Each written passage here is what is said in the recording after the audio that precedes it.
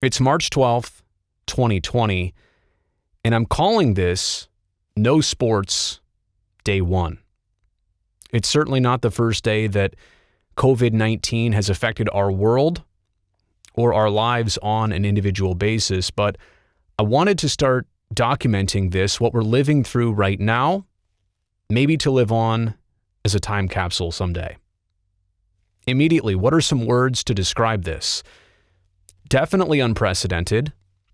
I think we've all lived through some travesties before of different timelines, how they came on, how things changed and spread, but nothing really compares to what we're living through right now, at least in our lifetime, that anybody can fall back on.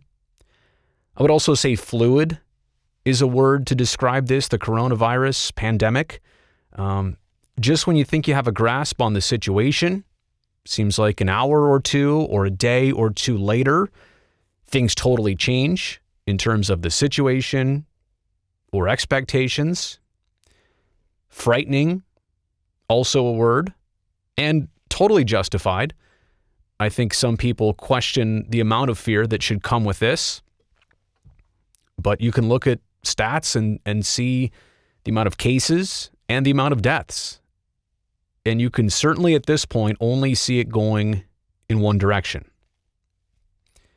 And then the last word to describe this, which should not be taken or used lightly, this is a pandemic. These do not happen this often. So you're living through something right now that fortunately is a rarity.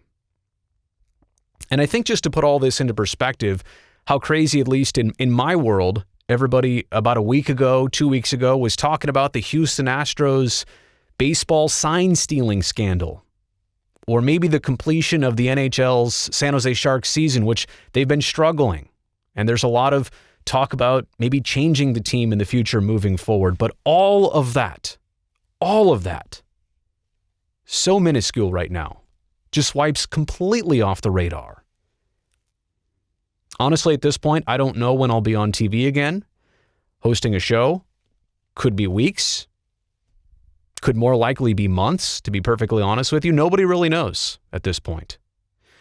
So what I'm here to do on Instagram, on YouTube, and via podcast is, like I said, document what's happening, our feelings right now, document this process. I can't say I'll be on here every day with a new episode, but every couple days I'll check in with some thoughts. And I want to begin with last night, March 11th. What a doozy.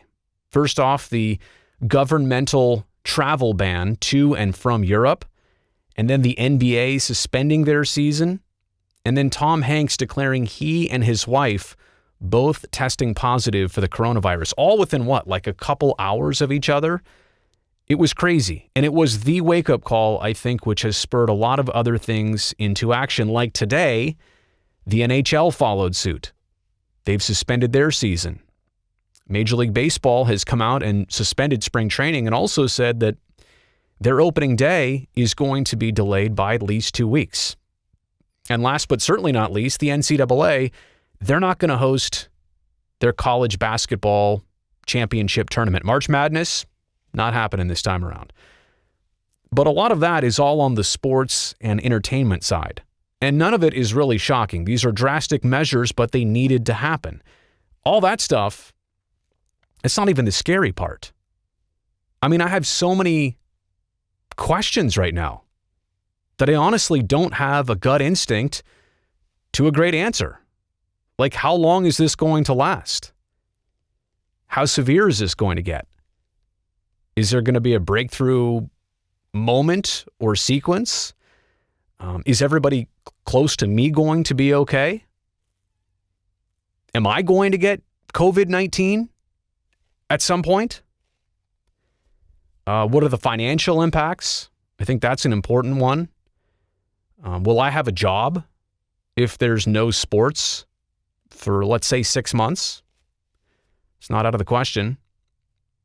Will we ever be the same as a culture, as a world? And how long will that take to rebuild? I'm sure you have a lot of these same questions too. And obviously, I hope that the answers emerge sooner than later. I hope a lot of things become clear soon. But as of right now, there's not a lot of that. And I also think too, as we're bound to go through a process here of weeks and maybe months, that some people along the way are bound to get a little stir crazy. And we're going to need to prepare for that. And we're going to need to help out with that. Adjusting to the new normal. That's what it's going to be all about. But really the last question on my mind right now, even though it directly relates to my work, who I am, my identity, all that stuff, my last question right now, honestly, is when will sports return? I know sports for sure is part of the healing process. It's going to help keep people sane. It's going to help all of us return to normalcy in a lot of different ways. But we're not even close to that point yet. So I don't know that sports right now should be a front burner type topic. Honestly, how can any of us talk seriously like about baseball right now? You love the Oakland A's, so do I. I'd love to sit down and talk to somebody about the rotation this season, but again, here on No Sports Day 1, it doesn't feel right. In fact, a lot of this feels similar to the days immediately after 9/11. It's a weird comparison. After living through 9/11 and working through it, I didn't know that I would ever have any type of thing I could relate it to, but this is different, but it's similar. It's close. I would say that through all of this, social media has definitely been informative. It has been a really good way to, if you curate it correctly, get new information and get important information. But I would also say it's been a terrible place for a lot of people who just don't take this seriously still. People who will say, oh, it's just a flu. It's just like a flu. No big deal. Or anybody in my business that we should just stick to sports, even though sports is one of the biggest movements behind separating people right now. There's a lot of people that all their main concern is how do they get their ticket refunds? Or how do they get their travel refunds? They were going to come to a game. There's others that say the media is creating a problem worse than there actually is. Look, I'm worried about your health as human beings. I'm worried about your job. I'm worried about your family. I'm worried about your elders. These are basic human needs here that I'm worried about for you. No offense. I couldn't care less about the vacation you missed, or the birthday party that you had to put on pause, or the sports hopes that you're not going to get to see somebody lift the Stanley Cup this year. I couldn't care less at this point. I should, and I do care about those things under normal circumstances greatly. You know that. But this is not normal circumstances. Priorities have to be in place here. So again, anybody that's downplaying the importance of protective measures right now, or what the coronavirus is, anybody that's minimizing this, anybody that's putting blame for this in terms of how it started, rather than cooperate and try and help everyone else out, I think that's the dumbest thing ever. We're all in this together at this point, okay? So part of this here, as I start closing out, is how will history remember us? Because everything that's been happening in the last couple weeks and everything that's about to happen in the next couple weeks, don't you feel like you're watching your own documentary right now? You're watching the drama unfold, the video clips that are going to be played in a documentary 20 years from now, looking back on this pandemic. Your kids are going to hear this story. Your kids are going to know how everybody reacted to this, what people did, what precautions they took. Did they take it seriously? Were they irresponsible with it? How did they treat others in the moment? Do you want to live with regret? Or do you want to at least try and make some smart decisions? And lastly, I am going to try and end on a positive note here. I understand a lot of this has been heavy and deep, but it's been weighing on me. And again, all the episodes are not going to be like this. I want to bring on some friends eventually. I want to hear how people are doing, how they're coping. Like I said, this could be a while. And so I want to get through this process with all of you right here in a certain way, because this is what I do. And there's no shows for me to host on television right now, so here I am in the home studio. This bunker, I guess it was here for a reason. So lastly, is there any possible good that could come out of all of this definite bad?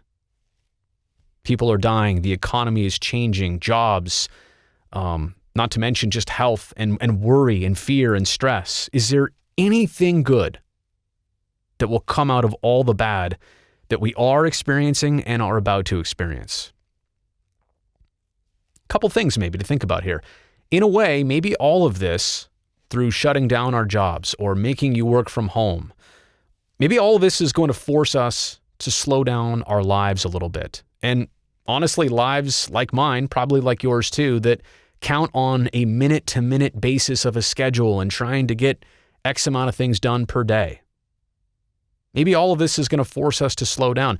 Maybe all of it's going to force us to show a little bit of compassion to others that we normally are not accustomed to doing. Maybe unifying a little bit. This is a country that has been very divided in recent years, and for obvious reasons. I'm not going to get into all that. It's clear to see, though, that, you're either right or wrong about something in a lot of people's minds. Maybe some of this will bring some of us together, closer back together. Maybe some of this, what we're experiencing right now, will force us to actually appreciate what we usually have. I can definitely say that's the case. Like I said before, can we just go back to the days of talking about the Houston Astros cheating scandal? That seems a lot easier to deal with, and that's serious stuff. That seems a lot easier for all of us to deal with than this. And then lastly, maybe another good thing about this is that it forces us to be prepared for a next time. And I hate to think about any kind of next time or what difference that is or how similar it is, but maybe we're going to learn some very important lessons here while minimizing the devastation at hand.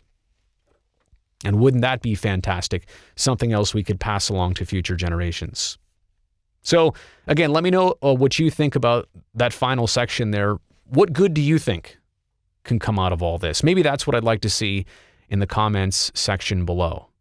Until next time, this has been No Sports, Day 1.